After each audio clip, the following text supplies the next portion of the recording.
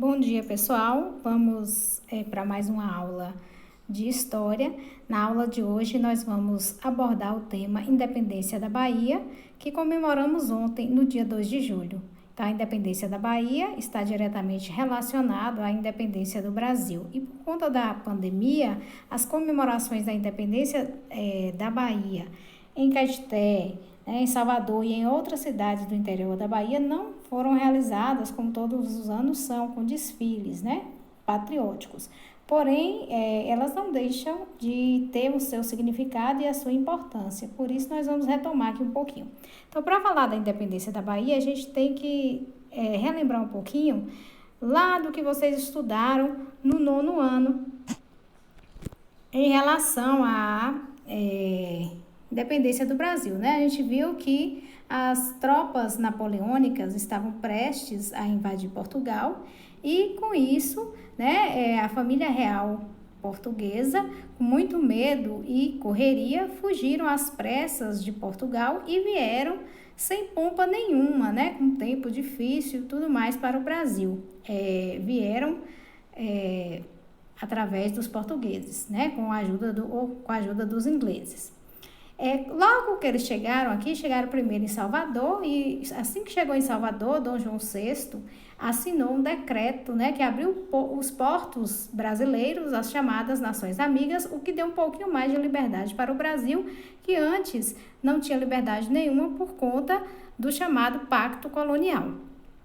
Aí, então, com esse novo documento, ele acabou de vez com esse Pacto Colonial e o Brasil passou a fazer livre comércio, inclusive com a Inglaterra, que estava ajudando. Muita gente considera esse fato como um momento importante para a independência do Brasil. E aí, em 1810, foi assinado outros tratados de amizade com a Inglaterra e tal, e com tudo isso, o Brasil ganhou um pouquinho mais de liberdade, Foram feitas promessas para os ingleses de proibição do tráfico de escravos, deu-se direitos à extraterritorialidade aos ingleses, redução dos impostos para a Inglaterra. Então, na verdade, a Inglaterra saiu ganhando muito com isso aí. E, por conta disso, o mercado brasileiro ficou abarrotado, de mercadorias inglesas, que inclusive não serviam para nada aqui. Mas aqui Dom João cria o Banco do Brasil, a Casa da Moeda, a imprensa régia, cria o Jardim Botânico, a alfândega, ou seja, faz uma série de realizações, cria uma infraestrutura que dá ao Brasil um status, de um país mesmo, então acaba modificando muito a cidade do Rio de Janeiro e o Brasil como um todo. E mais tarde isso aí serviu muito, para que o processo de independência acabasse ocorrendo. Aí quando Napoleão Bonaparte perdeu a guerra lá na Europa, em 1815, foram determinados que o rei Dom João VI voltasse para Portugal. Porém, nesse momento, Dom João VI já havia elevado o Brasil à categoria não mais de colônia. Então, o Brasil já tinha deixado de ser colônia. O Brasil teria se tornado um reino unido a Portugal. E aí, o Brasil, portanto, gente, estava na condição de reino. Imagine aí, quando Dom João retorna para lá, os brasileiros eles não queriam retornar mais à condição de colônia, porque já tinham ganhado uma certa autonomia, Então, assim, isso acaba deixando os brasileiros com um pé atrás, Aí, o que vai acontecer?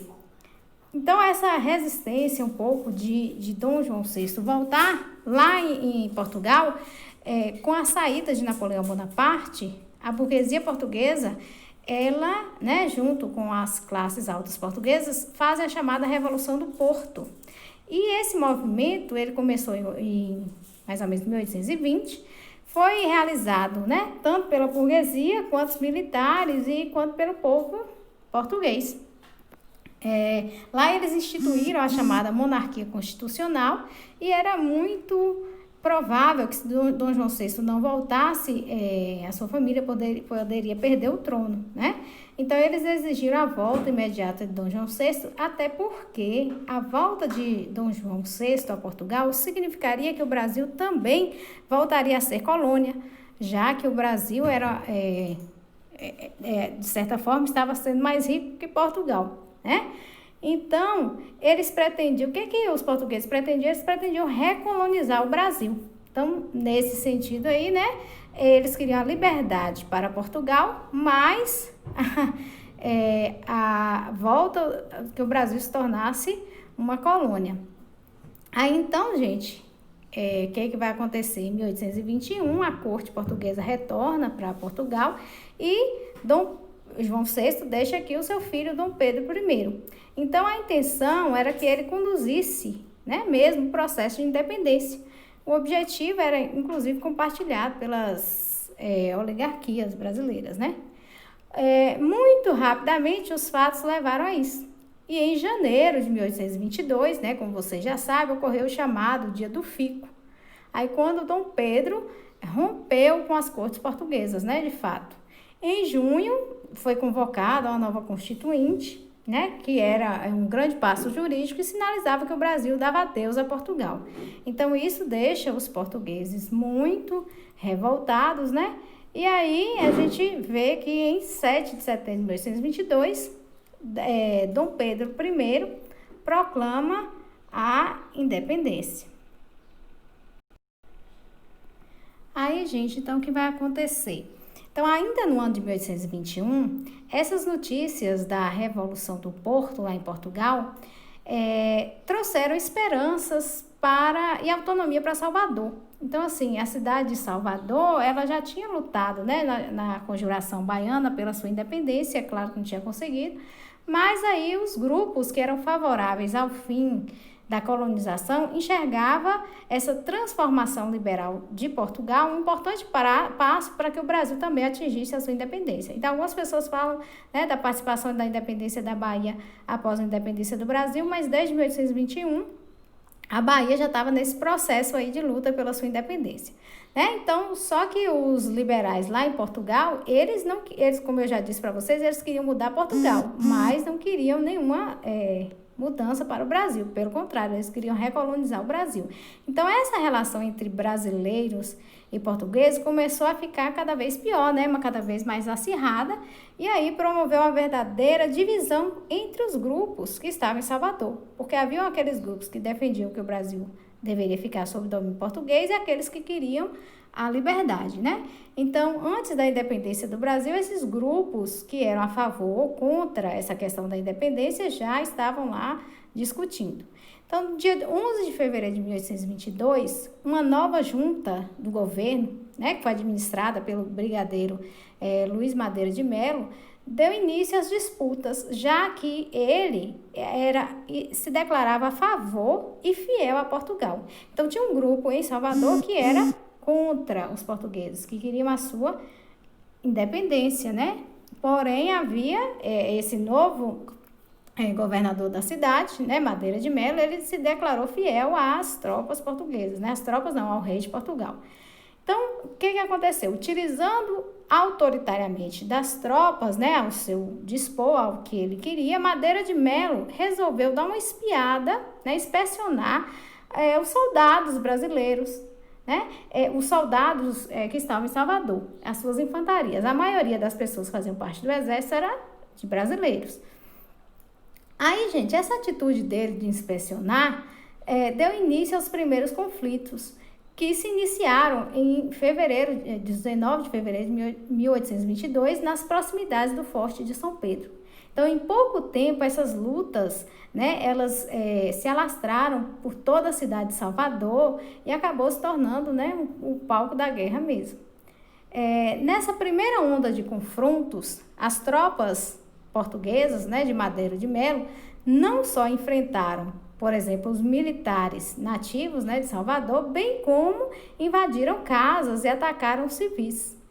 Aí o mais marcante episódio desse desmando português ocorreu quando um grupo de portugueses invadiram o convento da Lapa e assassinaram a abadesa Joana Angélica, que era considerada a primeira mártir do Levante. Ela é considerada a primeira mártir do Levante baiano. Mesmo com a derrota nativista, né, a oposição de Madeira de Mello aumentava cada vez mais.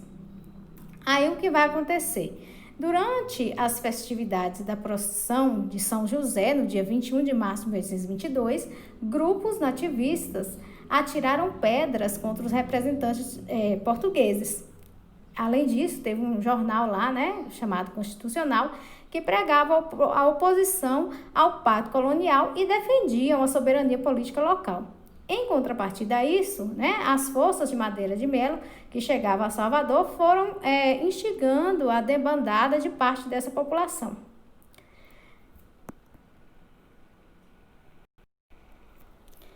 Então, gente, o que vai acontecer? Em fevereiro de 1822, como eu disse para vocês, né, as tropas portuguesas, sob o comando do almirante Madeira de Melo, ocuparam Salvador. Né, as cortes de Portugal pretendiam impedir a independência e acreditavam que a Bahia seria um foco de apoio aos portugueses. Mas eles não esperavam, né, que fosse recomeçar justamente lá na Bahia, no Recôncavo, uma resistência contra eles. E aí, rapidamente, esse movimento ganhou força. Então, quando Dom Pedro I já havia proclamado a independência, o que aconteceu? Os populares em Salvador apoiaram Dom Pedro I. Esse apoio significou uma afronta para Madeira de Melo, que mais uma vez, o que ele fez? Respondeu com armas ao desejo da população local.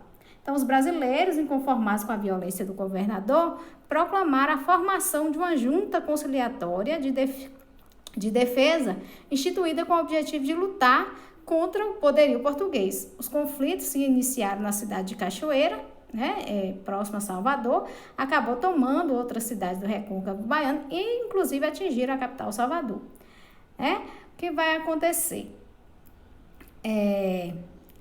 Então, as tropas baianas acabaram avançando, né, pelo território. Em novembro de 1822, houve a famosa Batalha do Pirajá, com a vitória das forças rebeldes, e a partir daí os portugueses ficaram encurralados em Salvador. Né? Então, as ações dos revoltosos, elas ganharam maior articulação com a criação de um novo governo, foi comandado por Miguel Calmon. Enquanto as forças que eram a favor da independência se organizaram pelo interior e na cidade, a corte de Portugal enviou cerca de 750 soldados sob a liderança do general francês Pedro Labatut. E aí as principais lutas acabou ocorrendo, né, aí no Pirajá, onde independentes os metropolitanos abriram fogo uns contra os outros. Aí, gente, nesse ponto se destaca a história que é muito pouco contada e não aparece nos livros, que é de Maria Filipa, né, foi uma negra que atuou na guerra, primeiro como enfermeira e depois como eficiente informante. Mas ganhou a fama que ela ganhou mesmo foi no episódio que ela liderou um grupo de 40 outras corajosas mulheres contra os soldados portugueses.